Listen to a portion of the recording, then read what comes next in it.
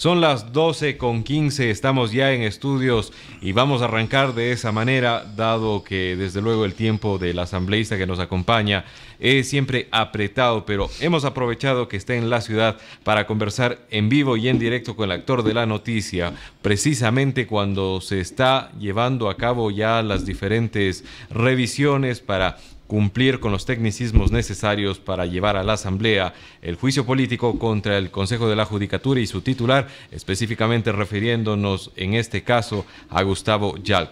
¿A quién nos referimos? Ya lo habíamos anunciado en el noticiero de la mañana, nos referimos al economista Esteban Bernal, asambleísta por el Azuay. Bienvenido y gracias por estar en Estudios de Economista. Muy buenas tardes. Buenas tardes, Juan Fernando. Para mí es un honor más bien poder compartir y sobre todo tener este espacio para esa interacción con la ciudadanía, con los electores a los cuales represento y a los cuales me debo, sin duda alguna.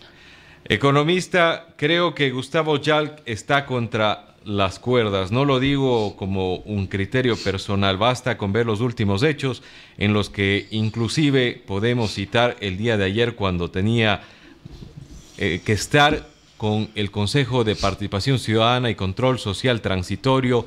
Esto porque se está llevando a cabo una evaluación a él y a otros directivos del Consejo de la Judicatura. ¿Qué sucedió? Que terminó este tema de una manera abrupta, de una manera, creo yo, inadecuada. Terminaron cruzándose palabras, pero este es solo una esquina del cuadrilátero. Creo que de esa manera hay que graficarlo para ser más precisos. La otra esquina está usted.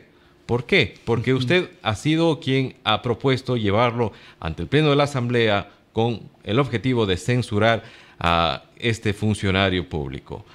Economista, ¿cómo avanza ese tema? ¿Cómo se han ido desarrollando? Y sobre todo, teniendo en cuenta que últimamente Gustavo Yalc ha emprendido su estrategia de defensa deslegitimando los documentos que ustedes han presentado precisamente para esta moción. A ver, Juan Fernando, primero aplaudo bien la gráfica con la cual estructura usted el tema que está pasando a nivel nacional. Partamos de un hecho, ya voy a reflexionar sobre lo sucedido en estos 2 días, partamos de un hecho. Yo he dicho a los medios de comunicación y me ratifico aquí en W Radio, de que todo lo que hizo el correísmo, absolutamente todo, la desinstitucionalización brutal del Ecuador, el robo indiscriminado como nunca antes en la historia, la persecución a los ecuatorianos, inclusive a través de la creación de instituciones como la SENAIN, que hoy en día forma parte de una investigación de un posible secuestro como política de Estado. ¿Ve usted un delito de Estado? Perdón, un delito de Estado. Y cuarto, para poner solo algunos temas de englobar en varios de lo que significa la historia del correísmo, el lamentable sobreendeudamiento público que nos deja, yo diría en términos económicos, muy mal parados para muchas generaciones. Todo eso, Juan Fernando, no lo hubiesen logrado si no tomaban una decisión inicial perversa, maquiavélica, como el es haberse cooptado la justicia ecuatoriana. Pero ahí me gustaría hacer un paréntesis, economista, asambleísta, porque Alexis Mera, en su comparecencia ante la Comisión de Fiscalización, dijo que sí, que efectivamente hubo corrupción en la justicia, pero no por parte del gobierno que representaban ellos, sino por lo que, contrario, ellos encontraron una corrupción tan bárbara que lo que buscaban era proteger al Estado. ¿Ustedes no han considerado eso? ¿No consideraron la posibilidad de que pasa es que ellos estaban buscando el bienestar del Estado? A ver, a veces hay cosas que suenan risibles frente a la sociedad, a la opinión pública.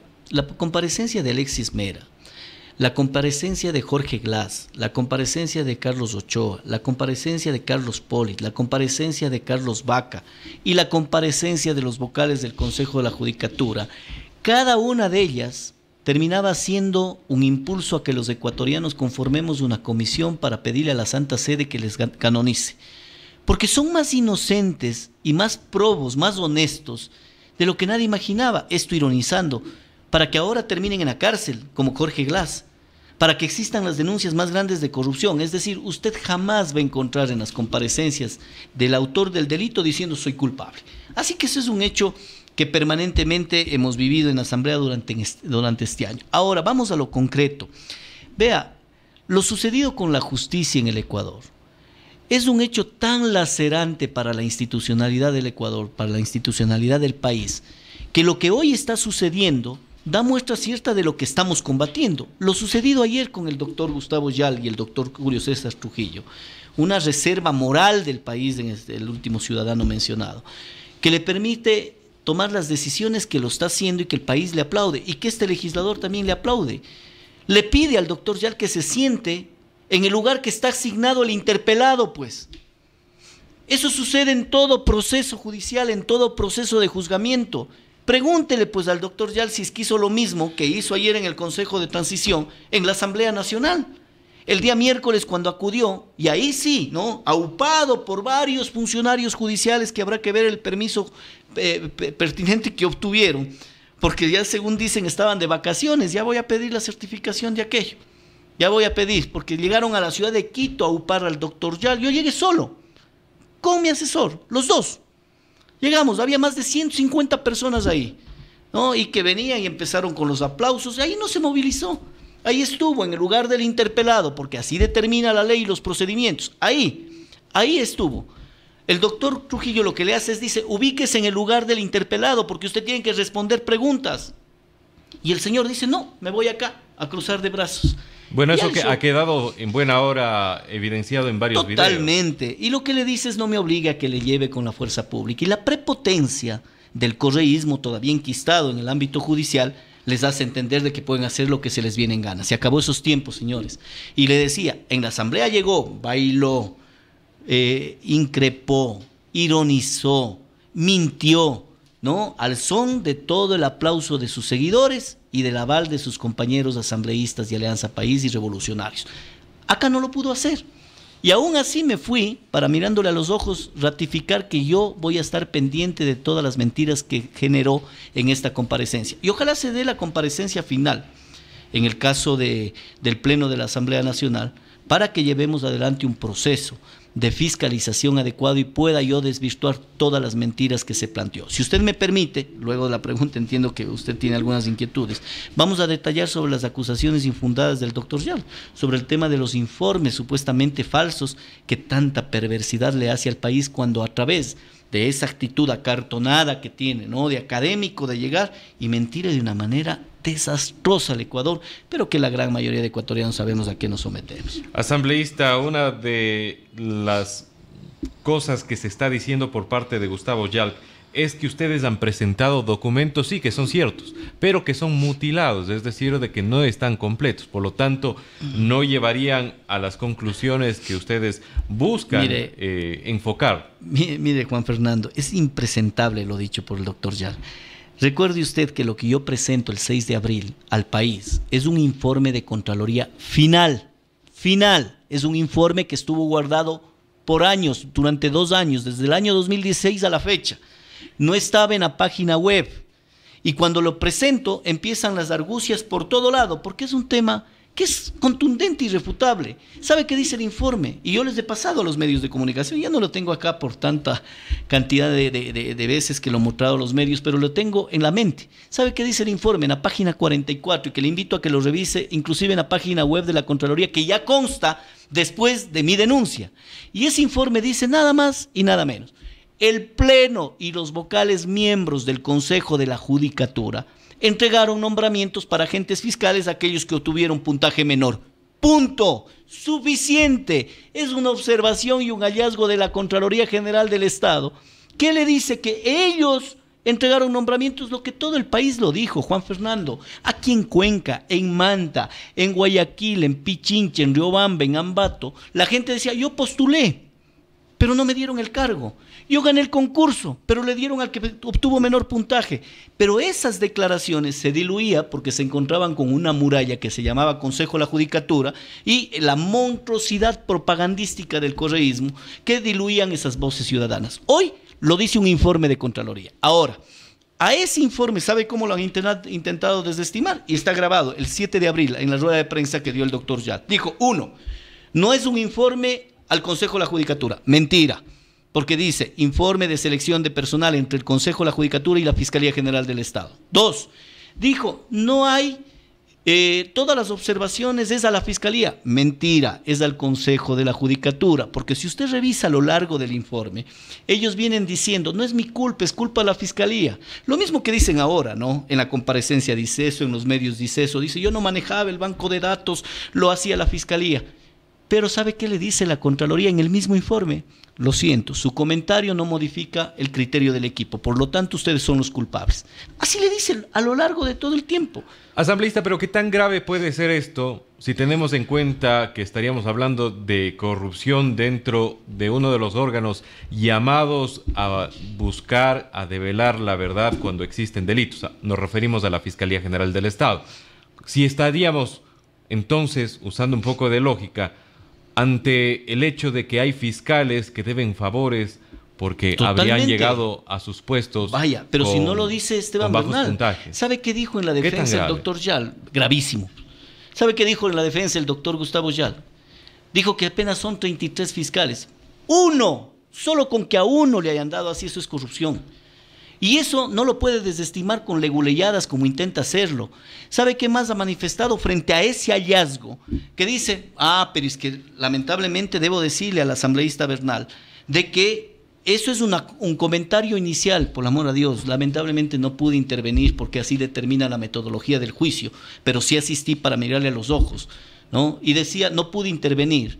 Pero le hubiese dicho, doctor Yal, no le mienta al país, ese informe es final. ¿De qué comentario inicial habla? Es un informe final, en firme, es un documento último de la Contraloría General del Estado. Y en ese documento de la Contraloría, ¿cuáles son las recomendaciones a las que... Ese es otro de los temas. El tema es de que los informes de Contraloría tienen hallazgos y observaciones, tiene recomendaciones, tiene conclusiones y tiene responsabilidades. Y una de las formas en la que trata de desestimar esa responsabilidad que tiene, dice, no hay responsabilidades al Consejo de la Judicatura. Ese ya no es mi problema. El hallazgo está. ¿Qué quiero decir? Más o menos como algo para que la gente nos comprenda, ¿no? Si aquí hay un asesinato a las 11 de la noche, un robo para ponerle más suave, a las 11 de la noche, y Juan Pérez le roba al señor Juan Fernando a las 11 de la noche.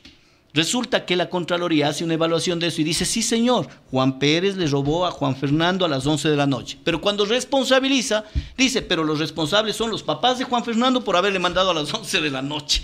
Imagínese usted el nivel de impresentable respuesta que tiene el Consejo de la Judicatura. Dice, sí, es verdad, me observa a mí, pero no me responsabiliza. ¿Yo qué culpa tengo si la Contraloría actúa de esa manera tan aberrante frente al país? Ese informe, ¿bajo qué mando de la Contraloría fue emitido? De Carlos Polit, ¿no? Es del año 2016. Y por último, Juan Fernando, otro de los hechos que yo me pongo a pensar y digo, ¿qué nivel que tiene el Consejo de la Judicatura, su gente, de tratar de desestimar los hechos que son tan contundentes, en donde por última hora reconocen el delito, ¿sí? Dicen, ahí está, pero yo no tengo la culpa. Primero le acusaban a la Fiscalía, recuerde usted. Luego dicen, ahora yo tengo la obligación de hacer caso a los informes de la Dirección de Talento Humano, porque según el artículo 73 del Código Orgánico de la Función Judicial, esos informes son vinculantes. A ver, señor, primero hay que interpretar bien el artículo 73. Lo que dice es que los resultados de los concursos son vinculantes. Es decir, si usted ganó el concurso, obviamente nadie le puede mover. Pero si ganó, pues. Pero si no ha ganado y le están dando nombramiento a quienes obtuvieron puntajes menor, ¿quién tiene que advertir? Es la autoridad de control, el Pleno del Consejo de la Judicatura. Es obvio. Además, el artículo 181 de la Constitución de la República dice, son funciones del Consejo de la Judicatura, el numeral 3, dirigir los procesos de selección de oposición y mérito. Numeral 5, velar por la transparencia y eficiencia de la función judicial. No dice, pues, que es funciones del director de talento humano, sino en este momento vamos a tener a miles de ciudadanos intentando ser directores de talento humano del Consejo de la Judicatura, que ya se vuelve risible. O sea, pasan a ser las mujeres u hombres más poderosos de la función judicial y el doctor Yal un simple tramitador de nombramientos. Me imagino yo, solo para que ejemplaricemos, Juan Fernando, si es que esto dice el Consejo de la Judicatura, si esto dice el doctor Yal, yo tenía que recibir el informe de Dirección de Talento Humano y no puedo hacer nada porque es vinculante. Solo ejemplaricemos. O sea que si el director de talento humano le manda para llenar 9 cargos de vacantes para fiscal general de la nación, para fiscales provinciales, perdón, y le manda a 9 ingenieros civiles. O sea, porque es vinculante, tengo que aceptarlo. ¿Se imagina usted la tamaña barbaridad que se hablan para intentar defender lo indefendible? Por eso es que están donde están, y van a ser juzgados, y van a ser sentenciados y censurados y destituidos, ojalá pronto por Consejo de Participación Ciudadana Transitorio y también por la Asamblea Nacional, porque lo que hemos presentado es evidente, evidente. Y con respecto a la prueba falsa, déjeme que les relato rápidamente sobre este tema. Este legislador lo dijo, y en este mismo medio de comunicación, telefónicamente, porque estoy recabando todo para demostrarle al país cómo le han mentido el Consejo de la Judicatura. Este legislador recibe unas copias simples de una síntesis de la Contraloría General del Estado, ojo, una síntesis, en la que me permite advertir la existencia de un informe final. Como yo conozco a través de esta pista la existencia de un delito, me pongo a investigar lo que me manda la Constitución, la ley y lo que me dijeron los electores del pasado 2 de febrero cuando me dieron la confianza de ser representante de la SUAY. Investigo, accedo al documento final, que no lo critican porque saben que es original, porque además es entregado por la Fiscalía General del Estado, ¿sí? Es el documento, presento como prueba y resulta que ahora empiezan a criticar la pista. El origen de la pista. El origen de la pista. Y dicen, la pista es ilegal, aunque el delito existe. Para graficar nuevamente, acudiendo a su buena forma de interpretar a través de los medios. Pensemos que alguien me manda una carta, Juan Fernando me manda una carta y me dice, el señor Juan Pérez mató y el video está entalado. Y me firma la carta Juan Pérez. Resulta que ahora encuentro el video, denuncio a las autoridades y el señor Juan Pérez, para defenderse, dice, pero esa carta es ilegal, no es la firma, aunque el delito esté, aunque el video exista. Así de pobreza en la defensa tienen. Sin embargo, esa carta o esos papeles, cuidado, que yo lo anticipé que es copia simple, que yo anticipé que es un antecedente. Sin embargo, cuidado, y el documento es real. A mí no me compete que sea la Fiscalía. Veamos qué dice la Fiscalía General del Estado. Y si es real, esto puede configurar un fraude procesal. ¿Qué quiero decir? Que intentan cambiar los hechos para no ser juzgado. Y eso tipifica el Código Orgánico Integral Penal como fraude procesal. Es decir, aquellos que están queriendo hacer todas las maniobras necesarias para no terminar siendo juzgado. Si es que aquello ha sucedido, que tengan cuidado, porque ahí sí van a encontrarse con un legislador que no va a olvidar esos improperios y esa forma de desestimar que tuvieron, mellando inclusive la honra de quien habla en este momento diciendo que ha utilizado documentos falsos. Cuidado. Pero eso que sea la Fiscalía. Voy a dejar un punto aparte. A mí lo que me interesa es que el juicio en este momento se viabilice. Y ese juicio está en un camino sumamente avanzado. Están a 9 días de que el Consejo de la Comisión de Fiscalización dé el informe y veamos cómo actúan. Veamos el país cómo está. Asambleísta, acompáñenos a una breve pausa. De regreso tenemos aún unos temas que tratar. Desde luego hay que aprovechar y abusar un poquito del tiempo que nos está brindando.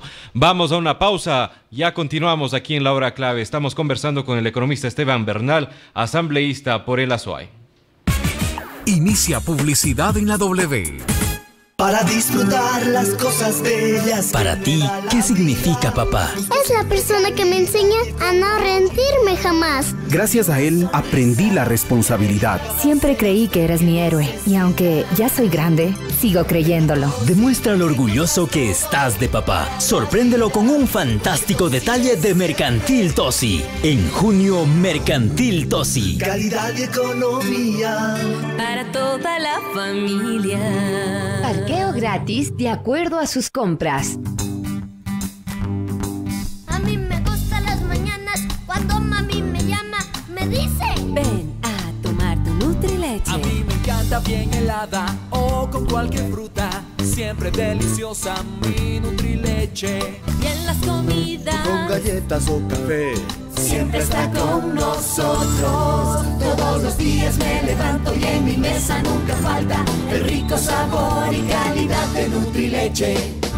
Vive bien, vive Nutri. Bueno, ¿y cómo llego a tu casa? Es en la avenida Isabela Católica y calle Zorrillos. No me doy. En plena esquina, la alcaldía está construyendo el nuevo edificio del registro de la propiedad. Ah, un edificio de 6 pisos. ¿Y qué va a hacer ahí? Funcionarán todos los servicios de la institución, certificaciones e inscripciones, acto y parte, fichas y el archivo documental. ¡Tremenda obra! Ya voy para allá. La alcaldía de Cuenca construye el nuevo edificio del registro de la propiedad para brindar mejor atención. Alcaldía de Cuenca, con la gente siempre. Fin de publicidad en la W. La hora clave. Periodismo comprometido con la verdad en W Radio. Nos queda un tema por tratar. Estamos en la hora clave con el economista Esteban Bernal, quien es asambleísta por el Azuay. Hemos tratado antes de la pausa precisamente los argumentos con los que se estaría llevando o pretendiendo que llegue al pleno de la Asamblea el conocimiento del posible juicio político contra el titular del Consejo de la Judicatura. Nos referimos a Gustavo Yalc. Ahora cabe un poquito separarnos de ese tema economista, asambleísta, pues, y tratar un tema que empieza a sonar ya por algunas mentes, ¿no? Jorge Glass se declara inocente. Gustavo Yalc se declara inocente, usted mismo lo ha citado. Todo funcionario que ha sido cuestionado actualmente se declara inocente. ¿Es acaso que ustedes que representan la oposición han tomado forma de inquisición? Juan Fernando, lo que ha sucedido en los últimos 10 años, yo le quiero resumir en una frase para que los ciudadanos podamos interpretar el nivel y el alcance que tuvo el correísmo en el Ecuador. Si hubiesen habido un grupo de ecuatorianos perversos, malvados, que tenían acceso en el año 2007 al presidente de la República, en el año 2007 cuando se posesionó, y se acercaban y le decían, venga presidente, recíbanos en audiencia. Les recibía el presidente y uno de ellos hablaba y le decía, presidente, le venimos a pedir un solo favor. Acabe con el país. Créame que no lo habrían hecho tan bien. O sea, es impresionante lo que han hecho en el Ecuador. Impresionante. Donde que usted toca, está podrido. Tema justicia. ¿Sabe quiénes han sido los que han manejado la justicia en el Ecuador? Vaya contando. Gustavo Yalc, ¿sabe qué fue él? Exsecretario privado de Rafael Correa. Ministro de Justicia de Rafael Correa. Ministro del Interior de Rafael Correa. Que le puso al fiscal general de la Nación anterior, Galo Chiriboga, que era tío de Rafael Correa, ministro de Trabajo de Rafael Correa, embajador en España de Rafael Correa, y que además también pone al nuevo fiscal, que fue Carlos Vaca Mancheno, que era presidente de la Comisión del 30S, nombrado por Rafael Correa, asesor político de Rafael Correa.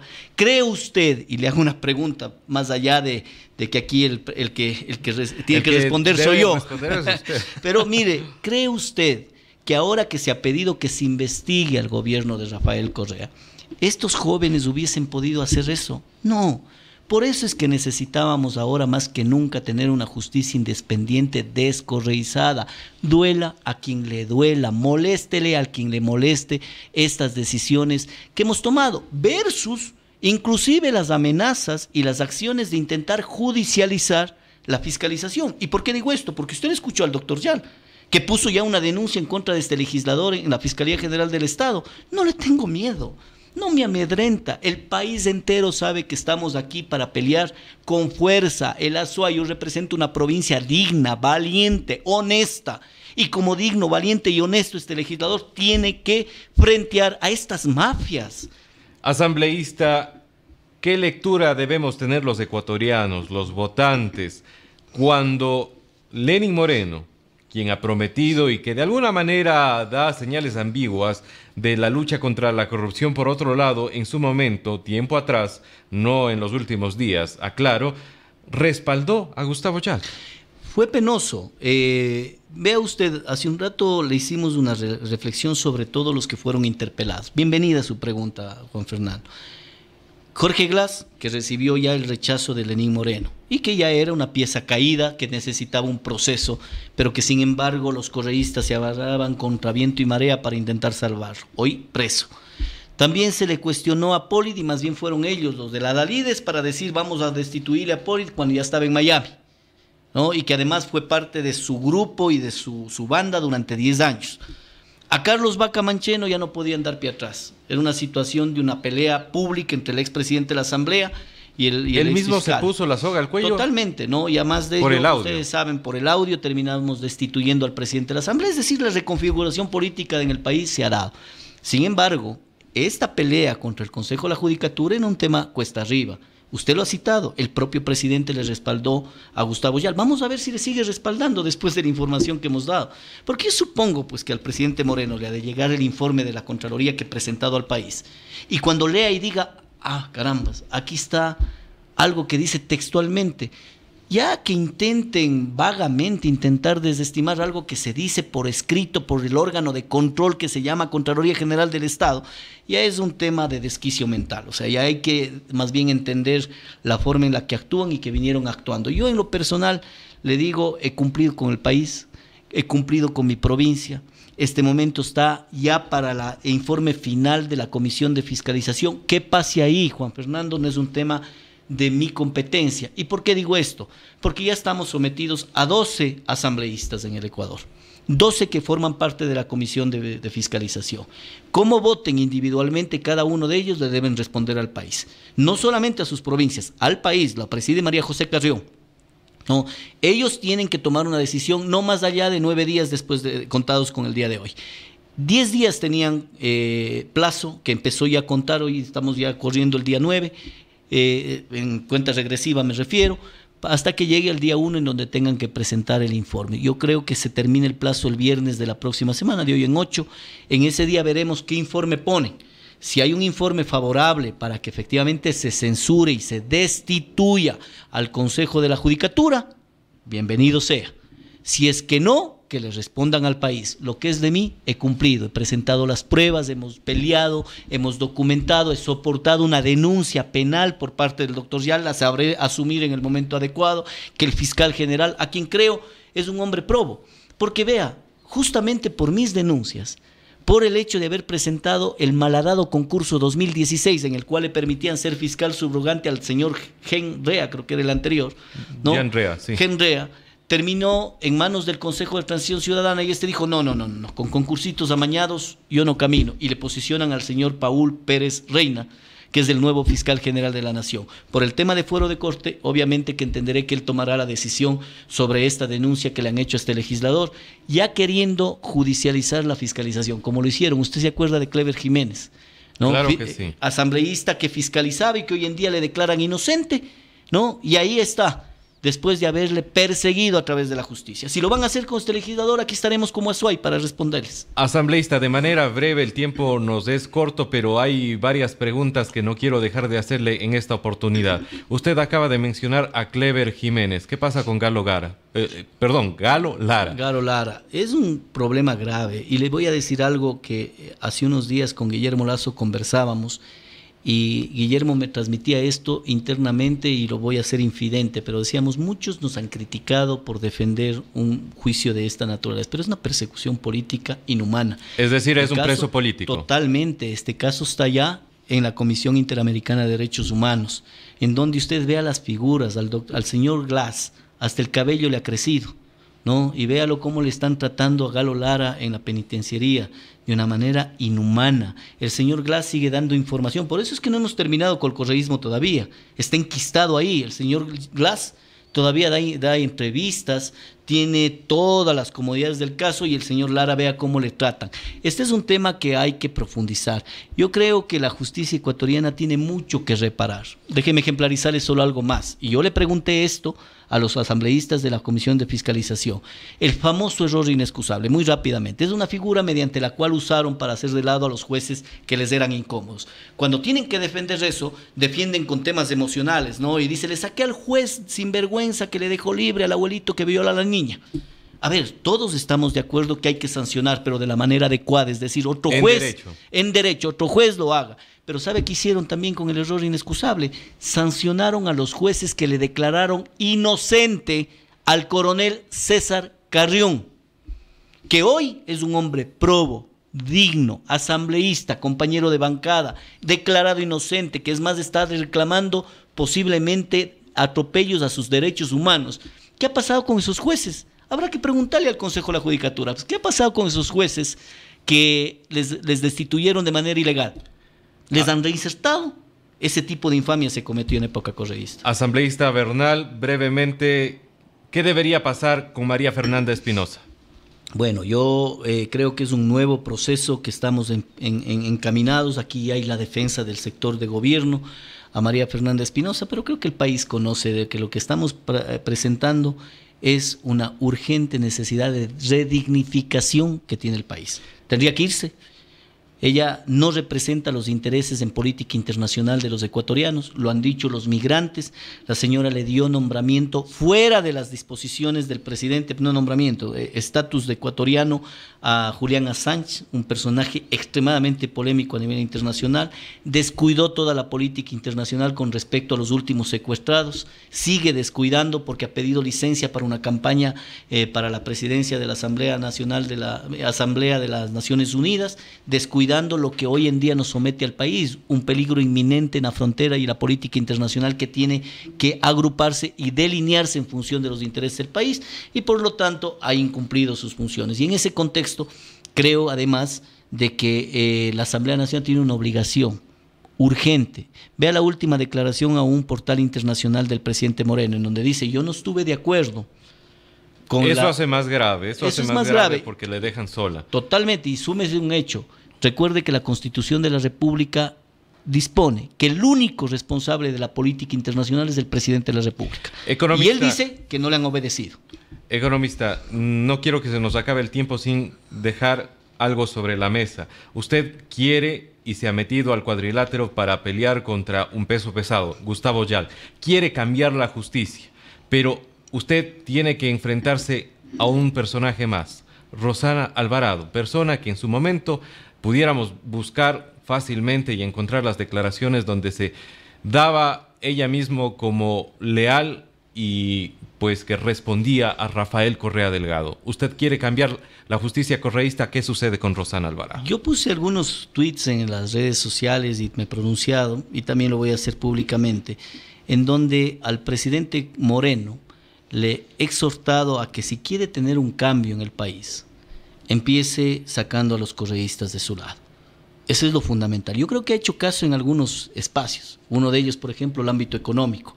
Me parece plausible, yo creo que aplaudo el nuevo plan económico, hay ciertas cosas que podría ajustarse, pero el hecho de alivianar el sector productivo para que la economía crezca y no hiperdepender de un Estado adiposo, perverso, desinstitucionalizado, es un gran paso.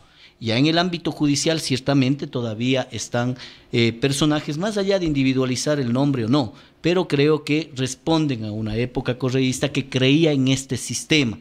Si el presidente Moreno redirecciona totalmente en ese ámbito, siempre tendrá el respaldo más allá de las diferencias políticas. Pero eso es un tema que no corresponde a la Asamblea, es una decisión del presidente de cuánto correísmo todavía quiere tener dentro de su instancia. Muchísimas gracias economista, por brindarnos de su tiempo. Hemos estado conversando aquí en estudios con el economista Esteban Bernal, asambleísta por el ASUAY.